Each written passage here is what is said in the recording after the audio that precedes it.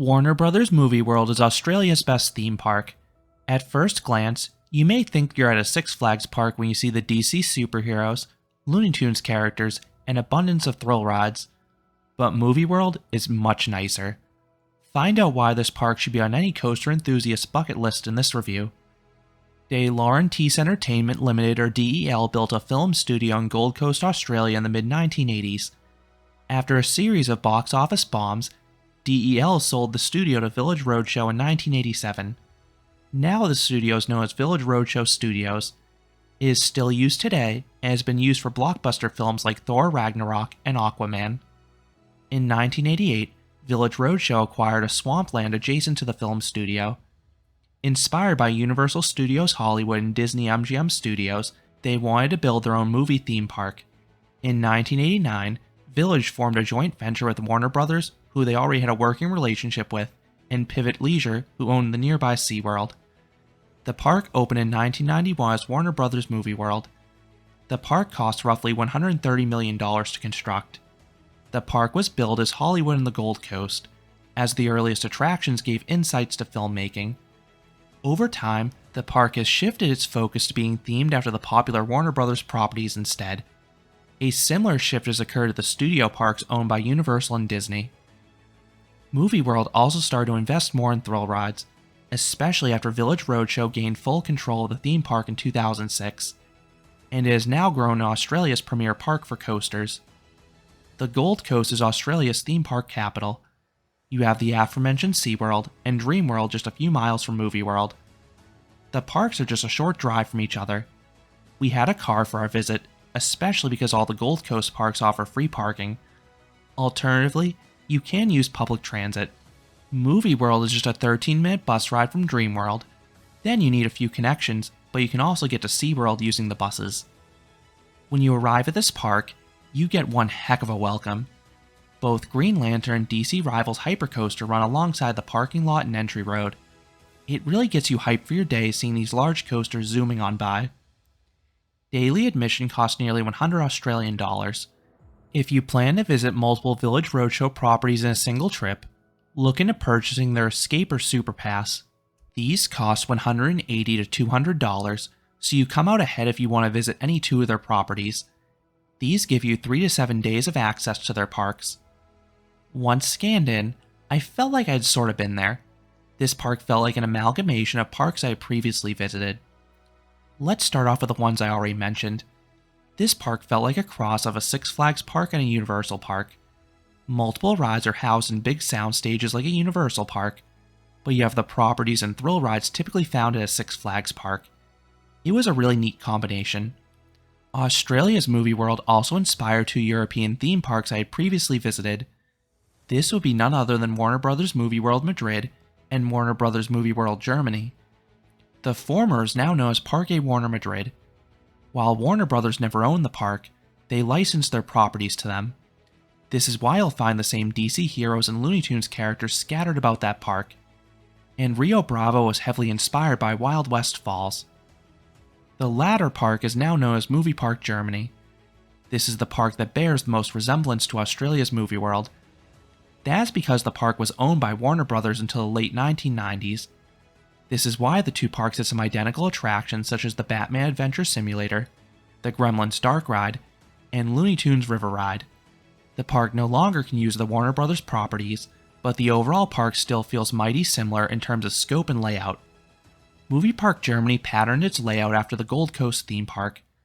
Both parks pass you under a giant archway bearing the park's name after you go through the ticket booths. Then you have an entry plaza. You have a big fountain with a large roller coaster right in front of you. You also have a pathway off to the left accessing a few attractions. The rest of the park forms a T-shape. You have a main street off to the right. At the end, you have a stunt show. Then you have a Wild West area off to the left and a kids area off to the right. I just compared Movie World to a lot of different parks, but in short, I really like how this park looks. The way Superman's top has framed with the entry fountain is so picturesque. Then you can tell this park cares about appearances. Coasters featured fresh coats of paint, and the park does theming really well. Some rides are heavily themed like the Justice League Dark Ride and the Superman roller coaster. then most sections of the park look nice as well. The one area that feels a bit light on theming is the DC Comics Superheroes Hub off to the left of the fountain. This is the narrow pathway bringing you to DC Rivals and Green Lantern. This section is exclusively about the rides, and there's nothing else there beyond that. I also like how much shade has been incorporated into the park, because the Gold Coast can get piping hot in the summer. Main Street is completely covered. Then you have multiple indoor attractions, and most rides have covered waiting areas, at least if they're outdoors. One thing that surprised me was how small the park was. The overall complex, including all the entertainment offerings and film studio, covers 381 acres. But the theme park itself only covers roughly 32 acres. This is roughly 40% less space than Movie Park Germany for comparison.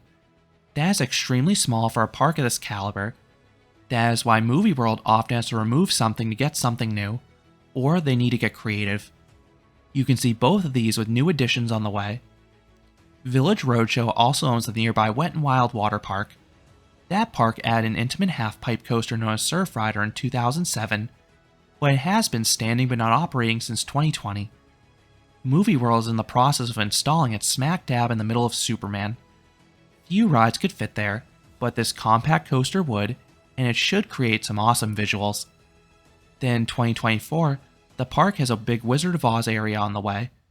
This is being placed on the site of the park's first roller coaster, the Vekoma SLC that most recently went by the name of Arkham Asylum Shock Therapy. This land will include a few family coasters from Vekoma.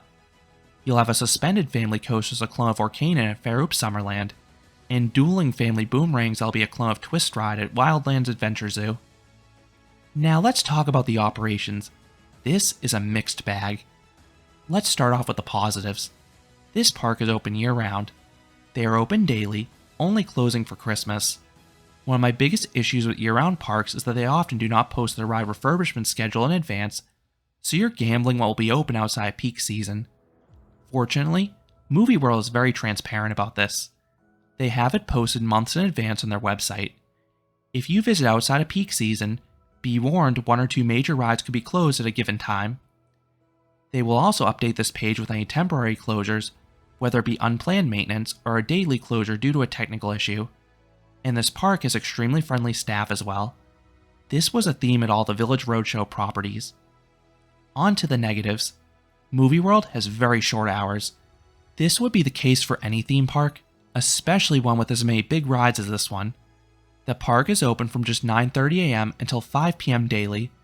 To make matters worse, rides open a half hour late, and if the park is busy, the queue lines will close early.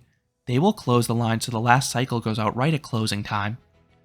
The park wasn't too packed when I visited, but I've heard wait times for the major rides can exceed 1 to 2 hours during peak periods. Part of that is demand, but part of that is the dispatch speeds. I don't fault the staff members.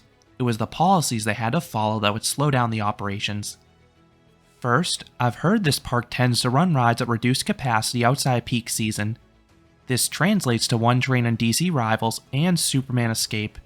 When this happens, lines will move slowly regardless of these rides.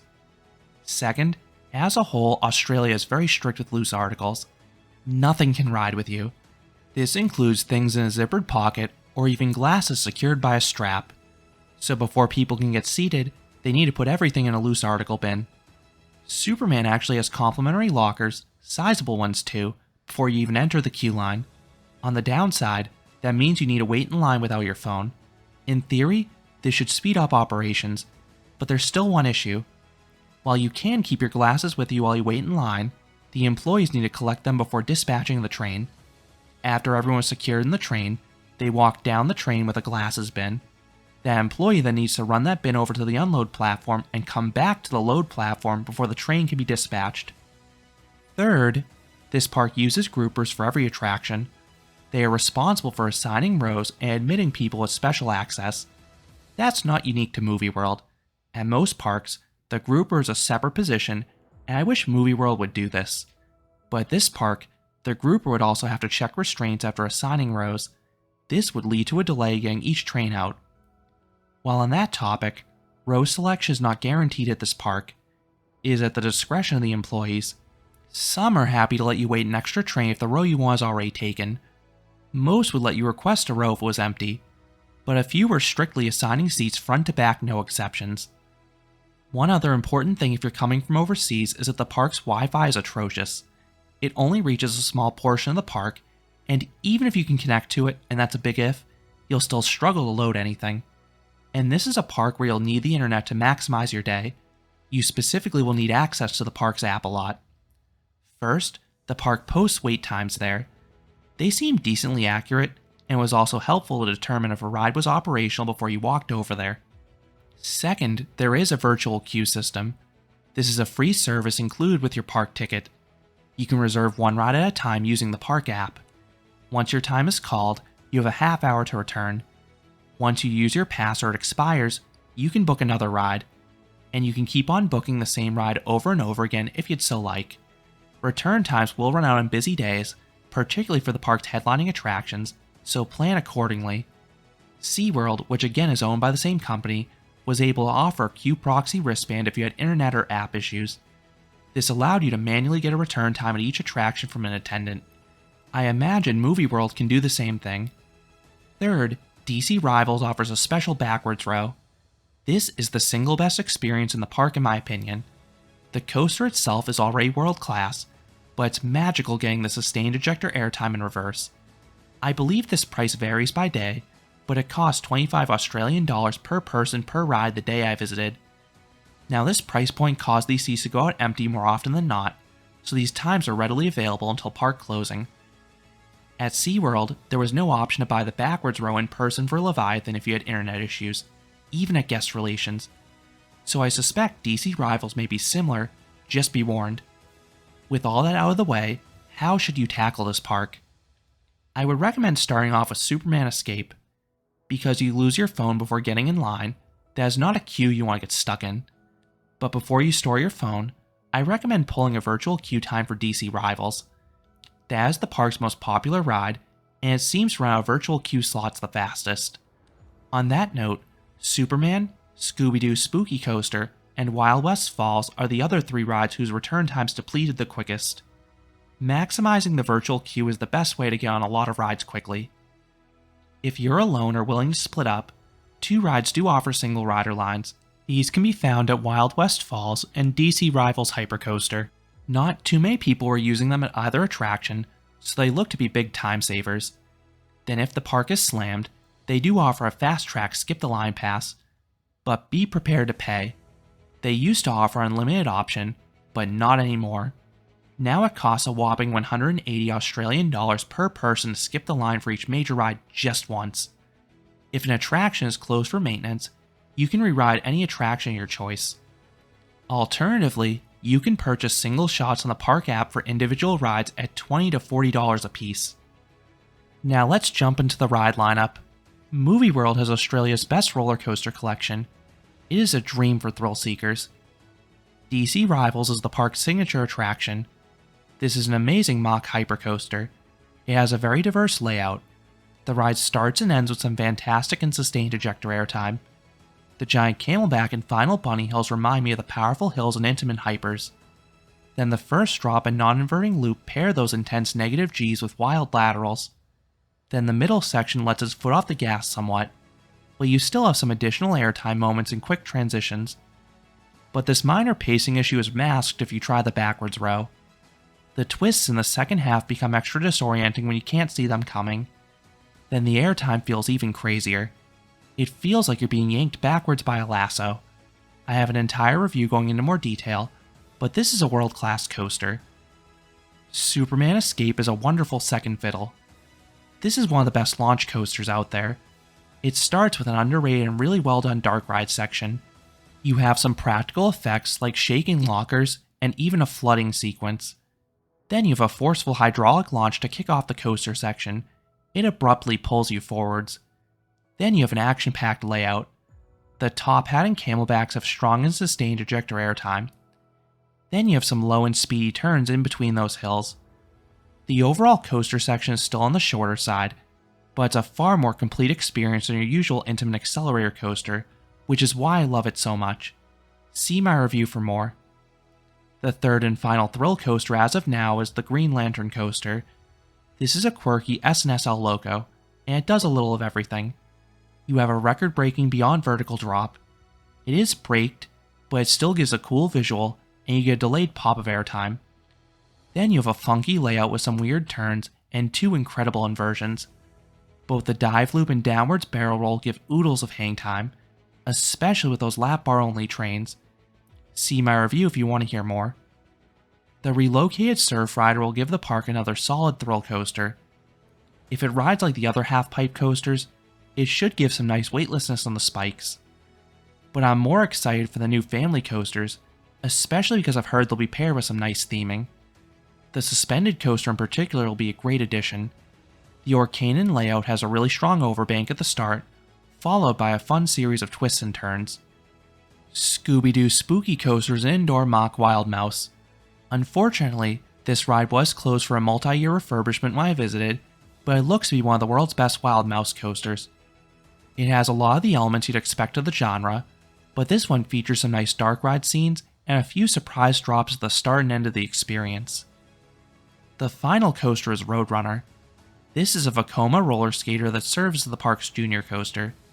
It is a smooth ride with a decent helix or two, and it's plussed by a few audio effects and nearby rock work. This coaster is part of the WB Kids World area, which serves as the primary spot for kids. It is a colorful land with some Looney Tunes attractions, but there is one ride I have to highlight.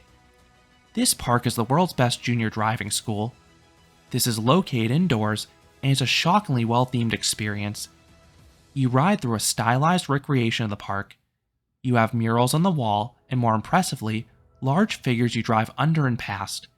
And unlike some versions, adults are permitted to ride, and you very well may want to given how nice the visuals are. The park's lone dark ride is Justice League Alien Invasion 3D. While the facade looks very similar to the dark rides at the Six Flags parks, this one is way different. This is a Sally shooting dark ride with a mix of physical sets and screens. It is cool seeing the famous DC heroes fight a zany villain like Starro the Destroyer. There are a lot of targets, but quite a few seem to be broken or deactivated. It is fairly average for the genre, but it fills an important niche for the park. The park's best themed attraction is Wild West Falls. This is the park's incredible log flume, which I already covered in our review. Built by Hopkins Rides, this is a western-themed log flume. You have a giant rock mountain reminiscent of the one in Big Thunder Mountain. Then you have a series of scenes. You have multiple moving props and good use of audio. I particularly like the sequence when you pass through Dodge City. Then you have 2 thrilling drops, both giving a pinch of airtime. One is backwards of the bunny hill. The other is a sizable 7-story plunge at the end, and the resultant splash will definitely cool you off on a hot day. Moving on to the flat rides, this is one of the park's weaknesses. You barely have any, and when I visited, the only 2 adult ones were both closed for maintenance. One is Doomsday Destroyer. Its closure wasn't too surprising. It sounds like it's down more often than it's open. This is an intimate inverting pendulum. It looks really cool, and it appears to have nice hang time. The other one is Batwing Space Shot. This is a 20-story tall S&S drop tower. It looks to be one of the stronger space shots with some good airtime at the top. Something I think they'll improve this park mightily would be to buy a large flat ride package from someone like Zamperla and place them in different nooks and crannies all about the park. This would have 2 benefits. First, the park could fill in some key gaps.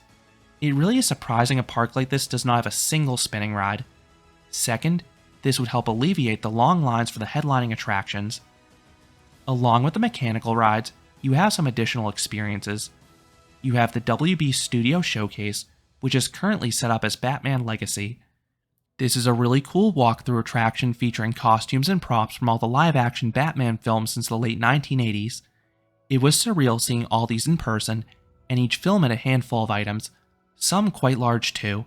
This is a must for comic book fans. Then you have some shows. Roxy Theater off of Main Street is currently showing the Scoob 4D film. Once per day, the park has a parade down Main Street. Last but not least, you have Hollywood Stunt Driver 2. This is the park's signature show. It covers the technical aspects of filming a car chase, and I love the sections that have multiple cars interacting with each other. It really is impressive what these stunt drivers can do. Moving on to the food, I can't say too much. Because of the short hours, we used all of our time doing the attractions. There looked to be 1 or 2 dining options in each section. As for merchandise, coaster enthusiasts will be sorely disappointed. There is little to no ride-specific merchandise here. Almost everything is themed exclusively around the characters themselves. Then the park currently does not have any on-site accommodations, but they're trying to get a large hotel built in the next few years. This will be extremely convenient for families that want to spend multiple days at the park. And you very well may need 2 days here. Bare minimum, you will need a full day to do everything. But because of the shortened hours, I would consider at least part of a second day for re-rides. That is especially true if you're visiting during the busy periods and you do not purchase a fast track. So do I recommend Warner Bros. Movie World? Absolutely. I had wanted to check this park out for a long time, and it did not disappoint. This was easily the crown jewel of Australia's theme park collection. The park has an incredible 1-2 punch with DC Rivals and Superman Escape. Then for a park with this caliber of thrill rides, they also offer some great theming. This includes specific attractions in individual areas too. Add in the super friendly staff, and the park has an incredible atmosphere. There are 2 areas where the park could improve though. First, I think the park could use more flat rides to increase capacity and diversify their offerings. Second, and more importantly, I really wish the park could speed up their operations. This is mitigated somewhat by the virtual queue, but I think there are some procedural changes that could increase the hourly throughputs. So those are my thoughts on Warner Bros. Movie World. What are your thoughts on this park? Do you agree it's Australia's best theme park? Let me know what you think down in the comments. If you enjoyed this review, I would appreciate it if you gave this video a like, and you considered subscribing, because there'll be a lot more roller coaster and amusement park videos here at Canopy Coaster. Thanks for watching.